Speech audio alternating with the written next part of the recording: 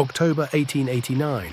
On the jagged coast of Cornwall, Beacon Point Lighthouse stands sentinel against the gathering storm. Rain begins its assault on the stone walls as fog rolls in from the Atlantic, thick as morning veils. Inside, lighthouse keeper Thomas Blackwood tends the great lens, unaware that this will be his final watch. The beam cuts through darkness, a lifeline for ships, and a beacon for secrets that should have stayed buried beneath the waves. By nightfall, 5 unexpected guests shelter within the lighthouse walls. Young Evangeline Blackwood serves tea with trembling hands, her marriage to Thomas strained by recent revelations. Captain Silas Morse, pulled from the wreckage of his vessel, sits too close to the fire, his eyes never leaving Thomas. Customs Inspector Geoffrey Ward examines shipping logs with suspicious interest. William Blackwood, Thomas's estranged brother, arrived unannounced at sunset. And Father Patrick Collins, travelling priest, offers prayers while studying each face in the lamplight. The storm has trapped them all, but someone came here by choice.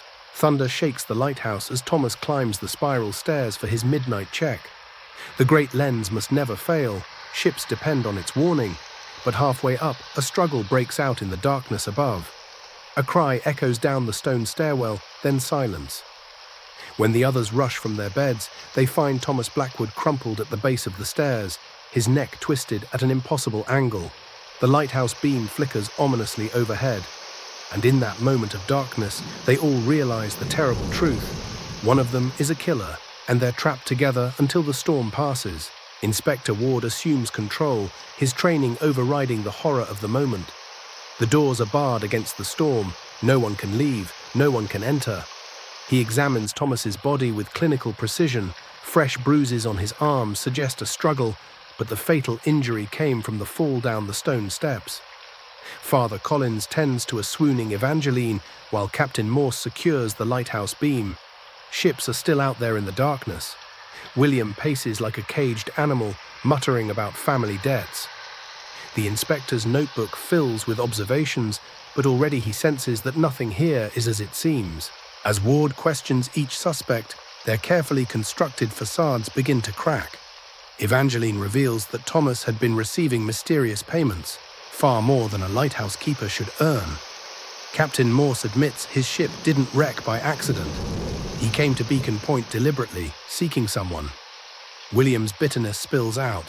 Thomas cut him from the family business years ago, leaving him to struggle while his brother grew wealthy. Even Father Collins harbors secrets. He's been tracking reports of missing church funds along this very coastline. The lighthouse beam sweeps across churning waters, but darker currents flow inside these stone walls. Searching Thomas's quarters, Inspector Ward makes a chilling discovery hidden beneath loose floorboards. Ledgers documenting years of smuggling operations, correspondence with criminal contacts across Europe, and a fortune in foreign currency.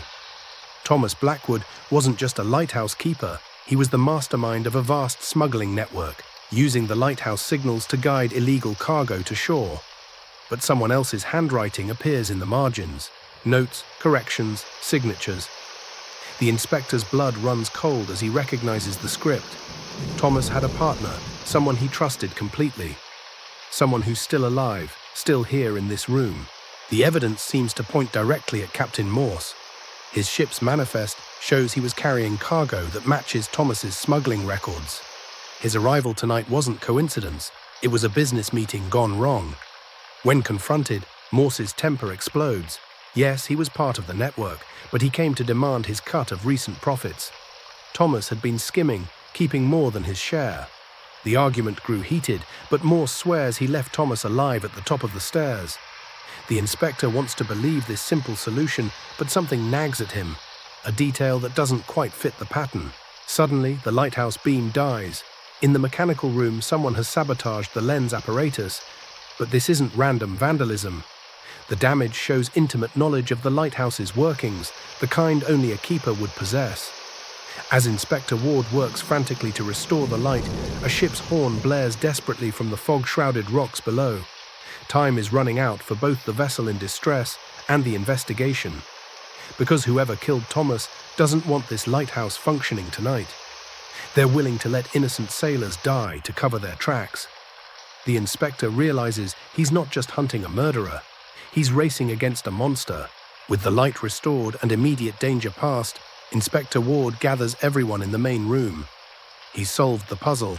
Thomas Blackwood was indeed murdered, but not by Captain Morse. The killer is William Blackwood, the victim's own brother. William's handwriting in the ledgers proves he wasn't cut out of the business. He was Thomas's silent partner from the beginning. But greed consumed him. He wanted everything for himself, and tonight he came to take it. The argument at the top of the stairs ended with William pushing his own brother to his death.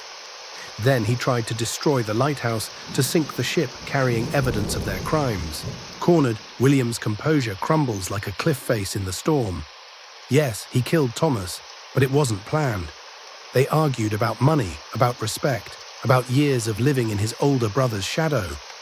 Thomas threatened to cut him out completely, to expose him to the authorities. In a moment of rage, William struck. But as Thomas fell down those stone steps, William realized he'd destroyed everything they'd built together. His attempt to sink the evidence ship was born of panic, not calculation. Through tears, he confesses to Father Collins, seeking absolution that will never come. The storm outside begins to calm, but William Blackwood's tempest has just begun. As grey dawn breaks over the Cornwall coast, the storm finally exhausts itself against the lighthouse walls. Inspector Ward places William in custody, while Captain Morse, despite his criminal involvement, helps guide the rescued ship safely to harbour. Evangeline Blackwood, freed from her husband's dark legacy, begins to plan a different life. Father Collins offers prayers for Thomas's soul and William's redemption, though he knows some sins cast longer shadows than others. The lighthouse beam continues its faithful sweep, a monument to duty that outlasted the men who betrayed it. And in the cottage below, rain still patters against windows that have seen too much, washing nothing clean.